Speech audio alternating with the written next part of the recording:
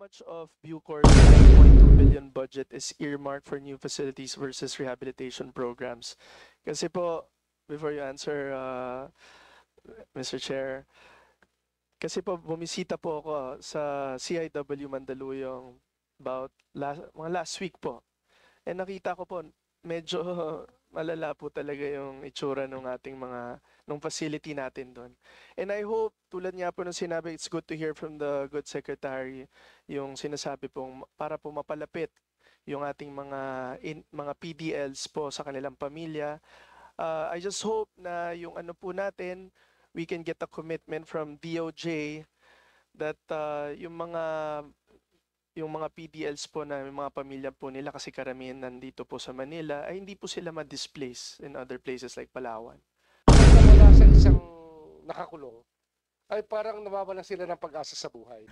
Ito nga mga update ang pag-uusapan ho natin ngayon. Dito po kasi nagkakainitan na ho sa House of the Representatives, di ba? Kaliwat kanan na po ang sagutan diyan. Nandyan nga rin po ang anak nitong nag-iisang Senator Marcoleta na si Paulo Marcoleta. Binalagbag niya ho dyan si Boying Rimula mga kapatid. Para kasing pinagtatakpan ho nito si Iskul Bukol, si Tambaluslos at si Saldico. Pero hindi muna po yan ang ating pag-uusapan. Kasi nga dito mga update nagsalita rin ho itong si Barsaga mga kapatid, si Congressman Barsaga. Pumuputak po kasi itong si Janet Garin. Ayun nga po, sabi niya kay Congressman mga ka-update, huwag kang miyaw ng miyaw. Syempre mga ka-update, hindi naman ho nagpapahuli itong si Congressman Barsaga. Ayan nga mga ka-update, sabihin mo muna sa kapwa congressman mo, huwag magnakaw ng nakaw. Diba? Miyaw ng miyaw versus nakaw ng nakaw. Ano pong masasabi nyo dyan mga ka-update sa naging pahayag nga ni Kiko Barsaga? Diba? Unang-una sa lahat, alam naman po natin kung sino lagi ang pinapatamaan netong si Congressman Barsaga. Hindi na ho niya sinasanto ang lahat. Pati nga itong si Marcos Jr. mga kabdita, meron po siyang post. Ipapalabas din ho natin yan. Itong post nga ni Kiko Barsaga mga kabdita, na ikukulong nga daw siya ni itong administrasyon ni Marcos o si Marcos Jr. Pero sabi niya, hindi pa rin mababago ang nangyayari ngayon sa Pilipinas.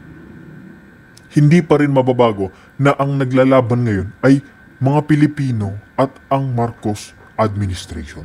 Totoo naman po ang naging mensahe ni Kiko Barsaga. Bakit nga ba nagrarally ang mga Pilipino? Bakit po ba humihingi ng hustisya ang ating mga kababayan? Dahil ho sa korupsyon na nangyayari ngayon diyan sa Kongreso, sa administrasyon ni Marcos Jr. Pinangalanan na nga ho Diba? Pinangalanan na kung sino yung mga sangkot na kurap. Mga bigating congressman. Diba? Pinangalanan na nga itong si Tambaluslos. Sino-sino pa ba yung mga tinuro mga kapdi? Diba? Hindi ho ba sila nahihiya na mismong taong bayan na ang nagpapaalis sa kanila sa pwesto? Diba? Si Tambaluslos, si Saldico, yan ho ang pinakautak ng korupsyon ngayon.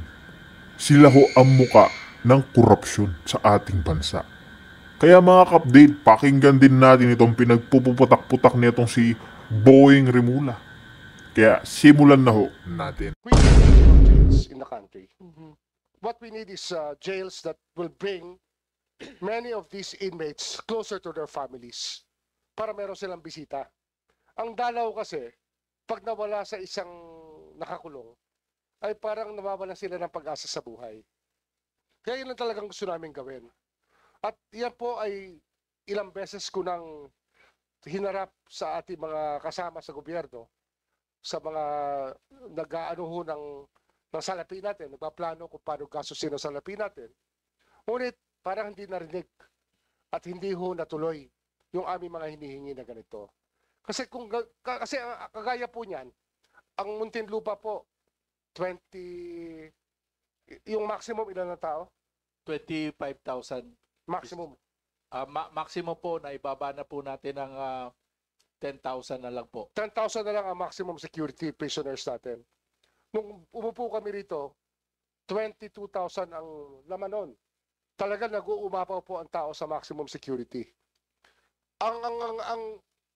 Yan po maximum security, yan po i-design para sa 5,000 tao. 5,000 tao lang talaga ang disenyo niyan. Yun po yung wala na ho dapat mega jail.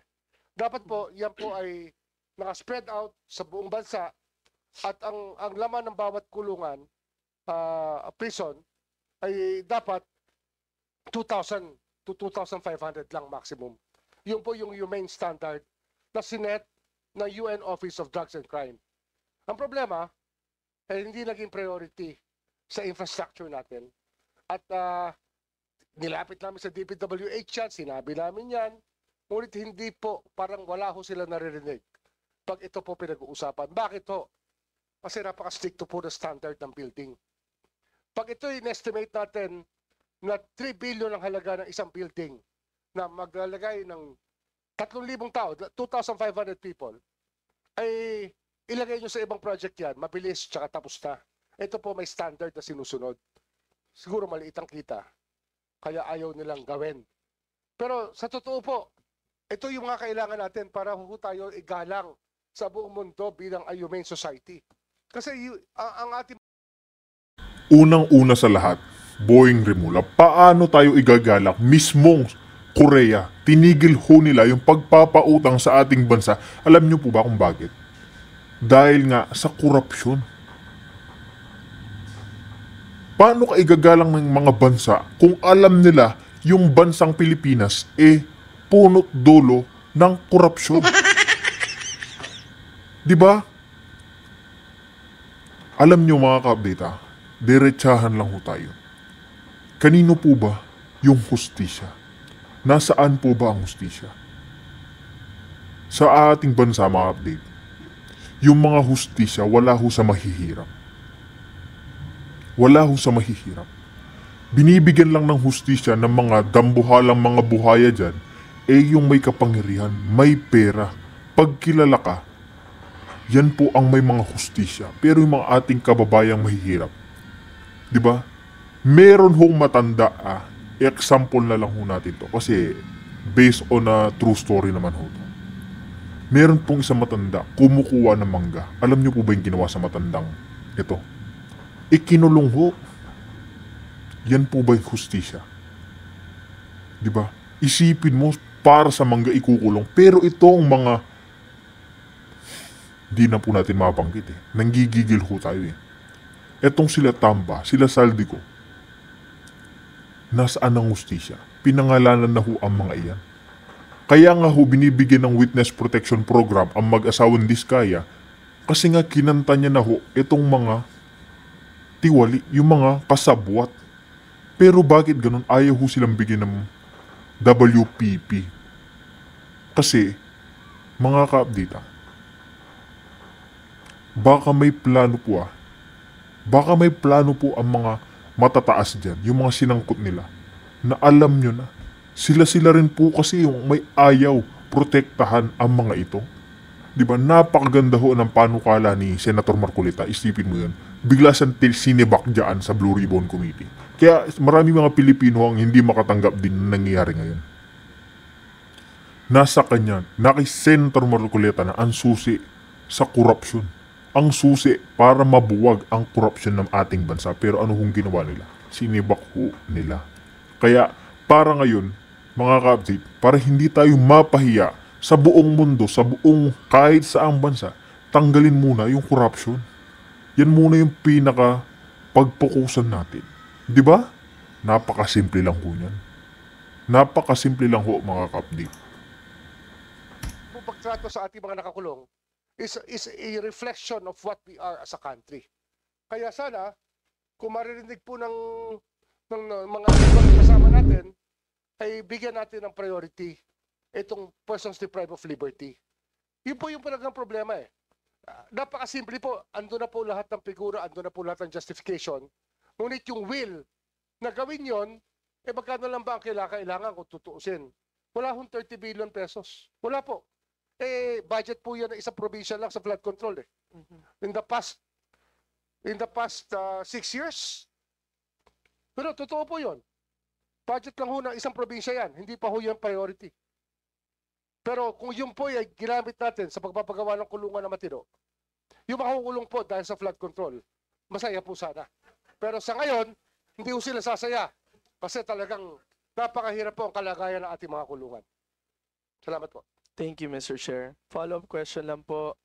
How much of Bucor's 9.2 billion budget is earmarked for new facilities versus rehabilitation programs?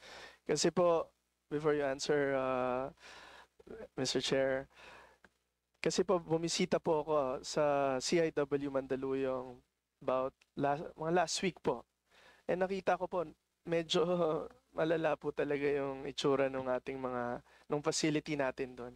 And I hope, tulad nga po ng sinabi, it's good to hear from the good secretary yung sinasabi pong para po mapalapit yung ating mga PDLs po sa kanilang pamilya. I just hope na yung ano po natin, we can get a commitment from DOJ that yung mga PDLs po na yung mga pamilya po nila kasi karamihan nandito po sa Manila ay hindi po sila ma-displace in other places like Palawan. So, yun po. Thank you po. Yung ano kasi, yung CIW, malaki talaga yung compound na yan eh. 45 hectares? Yes po. Deo? 45. 45 hectares, di ba? Pero ang naka-occupy na lang ng CIW ngayon ay natitira na lang ay 4 hectares? Yes po mga. So, ibig sabihin, puro informal settlers na nandun. Yan ang problema ng mga kulungan natin. Ang Muntinlupa, kung titingnan natin, ang dami hong bahay doon sa paligid. Iyan po ay marami po dyan, nagtayo ng bahay para makabisita lang.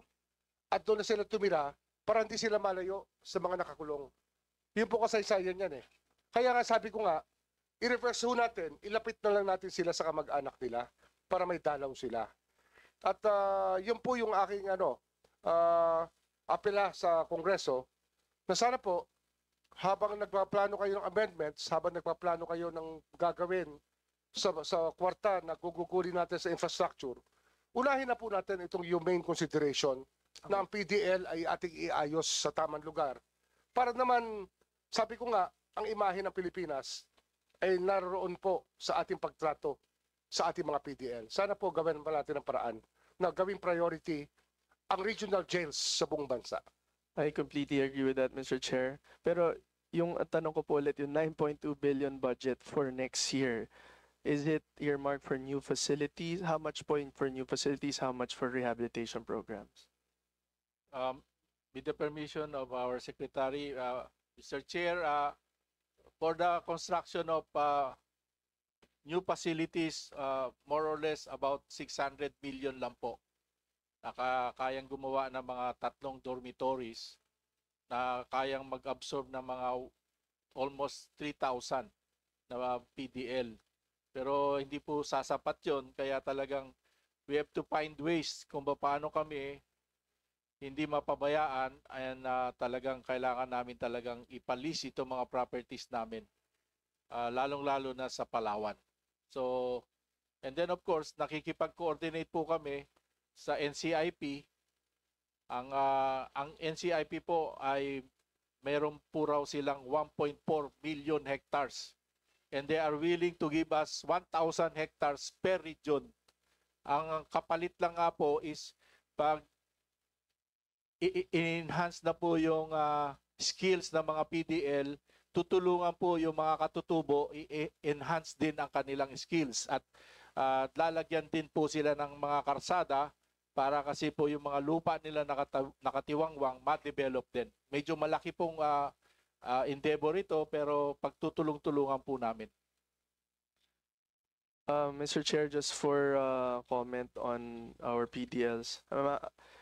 DG Katapang, I'm actually filing a bill on Magna Carta for PDLs para po mabigyan natin. So I hope I can get support from the DOJ on this bill para po for the benefit of our PDLs. Punta po ako sa NBI. Yes, for the Director Jaime Santiago.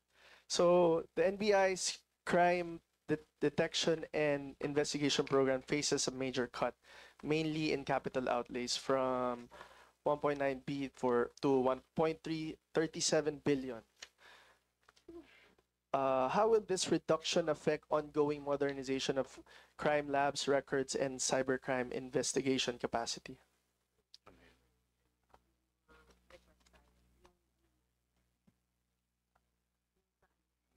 And I'll just ask also the follow-up question. And given the growing threats of cybercrime and organized crime, how will the NBI meet its mandate under a reduced budget? So, yun po. Yun nga po, sa kabila ng reduce ang aming budget, ay patuloy po namin na ginagampanan ng aming mga trabaho, lalo na po involving cybercrimes. Nakakahingi naman po kami ng ayuda sa ating butihing Secretary of Justice para makaganap kami sa aming trabaho sa cybercrime investigation.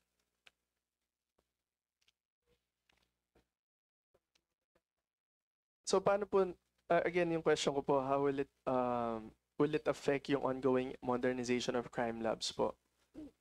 Records Yes, sir. Meron po kaming request for additional allocation to strengthen national security and intelligence operation. This amounts to 300 million. Okay po. Opo. Sige po. Mhm. Sige po. Thank you po, Mr. Chair. And on my last with regard naman po to access to free legal services, PAO, wala po ba? Can you Our deputy chief went to the CR, but I can answer your question. Okay Your po. Honor. So, in 2023 po, PAO served 633,527 clients. 70% of them in criminal cases. And PAO continues to enjoy 100% disbursement, showing absorptive capacity. With PAO's caseload growing, does the 2025 budget provide enough for additional lawyers or regional offices, especially in underserved provinces? Yun po, with the permission of our Secretary of Justice and Mr. Chair, permission to speak, Your Honors. Kulang po talaga kami ng mga lawyers namin. So, meron pa hong kulang na 267 na items ang DBM na doon sa last year na budget po namin. And this year, meron ho kaming hinihiling na mga 87 positions po. Pero wala pa rin ho silang ibinibigay. So, ang ginagawa na lang po namin, talagang overloaded po yung mga lawyers namin. We adjust po our hearing dates para ma-cover up po namin yung mga kakulangan namin sa mga lawyers. Pero yun po yung ipipray namin sa inyo, Your Honors, na sana bigyan nyo kami ng budget para makapag-hire po kami ng additional public attorneys, lalong-lalo na po doon sa meron po tayong bagong yung Magna Carta for Seafarers. Meron po din pong requirement po ang DMW saka OWA, humihingi po sila sa amin ng mga lawyers na sana naka-details sa lahat ng mga Seafarers Hub, which is hindi ho namin yun may bigay kasi ang mga lawyers namin sa court hindi pa rin ho kami 1:1 dahil hindi ho included po ang aming appeals section and yung mga nag-handle po ng labor cases, hindi pa rin po included yon. Ang 1:1 lang po na binibigay nila ay yung kung ilan yung courts equivalent sa one public attorney, hindi pa ho namin namimit yon. So we ask your benevolence, yung awa ninyo sa amin na sana bigyan nyo kami ng budget for additional lawyers. Mr. Chair, alam po naman po natin ng PAO plays a major role, especially sa ating mga kababayan po na hindi po maka-afford ng ating mga abogado. So I fully support yung ating request ng PAO for that. And I just would like to make a last manifestation, Mr. Chair, if Please proceed. possible. Okay, so given the fact na sinabi po ng ating sa Bucor, yung minention po kanina ni Sec Laila de Lima na 70 pesos po nung sinagutan niyo po, di ba po? 70 pesos lang po ang allowance or para po sa pagkain ng bawat PDLs natin. And then yung ating facilities, Sa PAW, kulang po tayong lawyers. NBI, nabawasan pa po ng budget. I would like to manifest my full support for the proposed budget ng ating Department of Justice. And in fact, given those what I just mentioned, I propose also an increase in their budget to help, to serve justice in our country to all of our countrymen. So I just hope mapagbigyan tayo ng ating committee dito po sa ating augmentation for the Department of Justice on their budget. So maraming salamat po at maraming salamat po sa ating Department of Justice. Thank you, Mr. Chair. Thank you. Thank you very much, Representative JP Padiernos, for your statement of support, not only for the present NEP budget, but for the increase and augmentation of the budget of the Department of Justice and other agencies. At this point, I'd just like to welcome our chairman former chairman of the Committee on Labor, Eric Pineda, is here. Thank you, Eric, for coming. So now, let me now go to the next interpellator. Eric Yap, is he present? Former Chairman Eric Yap? Wala. Then we go now to the Chairman of the Committee on Public Order and Safety. The Chairman is here, Representative Roland Valeriano.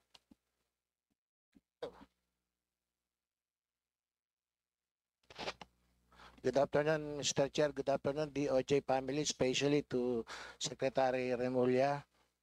Sinira ni Kong Padiernos tong isang mic eh.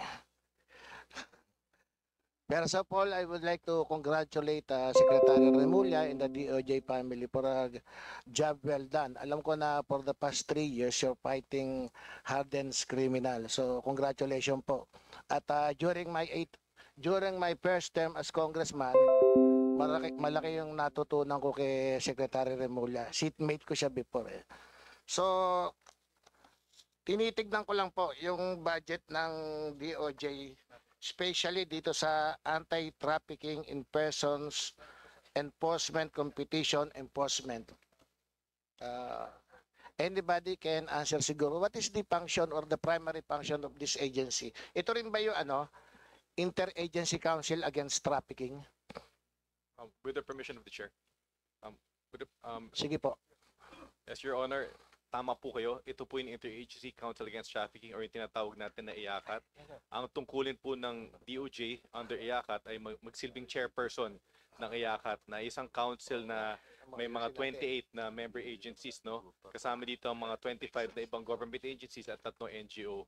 Ang trabaho ng DOJ dito, bukod sa maging chairperson, ay sila din ay may hawak ng IACAT Secretariat na nagko-coordinate ng mga ginagawa ng mga iba-ibang mga member agencies kontrahin ng human trafficking dito sa ating bansa.